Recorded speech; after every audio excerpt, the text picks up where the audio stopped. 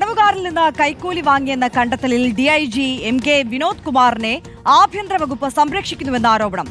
Vigilance കേസെടുത്തെങ്കിലും jail ഡിഐജിക്കെതിരായ വകുപ്പുതല നടപടി വൈകുകയാണ്.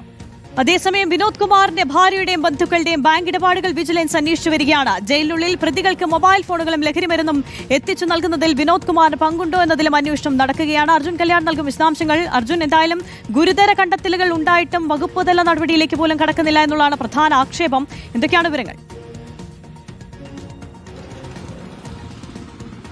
ആര്യ, തീർച്ചയായിട്ടും അതുതന്നെയാണ് ഇപ്പോൾ പ്രധാനമായും ഉയരുന്ന ആക്ഷേപം. കാരണം ഇത്രയും ഗുരുതരമായ രീതിയിൽ കണ്ടെത്തൽ, അതായത് ജയിലിനകത്തുള്ള തടവ് പുള്ളികൾക്ക്, അതും വളരെ പ്രമാദമായ കൊലപാതക കേസുകളിൽ, വളരെ പ്രമാദമായ മറ്റ് ചില കേസുകളിലെയൊക്കെ പ്രതികൾക്ക്, കുറ്റവാളികൾക്ക്, തടവിൽ കഴിയുന്നവർക്കൊക്കെ അനധികൃതമായി നിയമവിരുദ്ധമായി ഒരുപാട് സഹായങ്ങൾ ചെയ്തു നൽകിയിട്ടുള്ള ഒരു ഉദ്യോഗസ്ഥനെതിരെ കൃത്യമായ രീതിയിൽ വിജിലൻസ് കേസെടുക്കുകയും അതിന്റെ ഭാഗമായി വിജിലൻസിന്റെ മേധാവി സംസ്ഥാന സർക്കാരിന് റിപ്പോർട്ട് നൽകുകയും ചെയ്ത പശ്ചാത്തലത്തിൽ, അല്ലെങ്കിൽ ആ റിപ്പോർട്ട് നൽകി ഇന്നിപ്പോൾ 3 ദിവസം പിന്നിടുകയാണ്.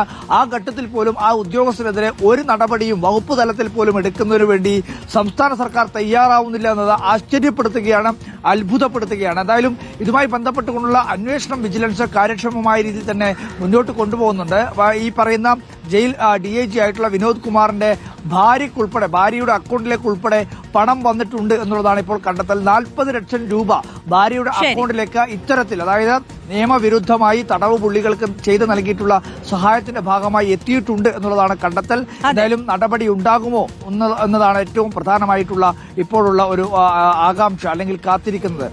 തീർച്ചയായും അർജുൻ കല്യാണാണ് വിശദാംശങ്ങളുമായി ചേർന്നത്.